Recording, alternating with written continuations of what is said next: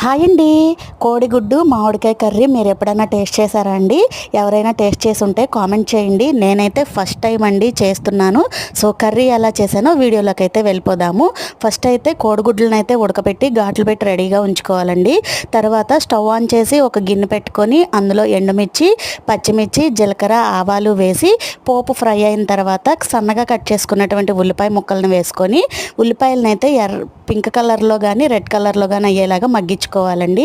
ఇప్పుడు ఇందులో ఒక స్పూన్ అల్లం వెల్లుల్లి పేస్ట్ వేసి అది కూడా మంచిగా ఫ్రై అయిన తర్వాత చిన్న కప్పు టమాటా ముక్కలు, మ్యాంగో ముక్కలు వేసి ఉప్పు, కారం, పసుపు, గరం మసాలా వేసి మంచిగా మిక్స్ చేసుకొని మూత పెట్టుకొని మామిడికాయ మెత్తగా కుక్ అయ్యేంత వరకు కుక్ చేసుకోవాలండి. మామిడికాయ కుక్ అయిన తర్వాత ఇందులో ఒక చిన్న టీ గ్లాస్ వాటర్ అయితే వేసుకొని మళ్ళీ మూత పెట్టి 2 మినిట్స్ మగ్గించుకున్న తర్వాత ఉడకబెట్టిన కోడిగుడ్లను వేసుకొని ఇంకొక 2-3 మినిట్స్ మగ్గించుకుంటే కోడిగుడ్డు మామిడికాయ కర్రీ అయితే రెడీ అయిపోతుందండి. టేస్ట్ అయితే సూపర్ ఉంది.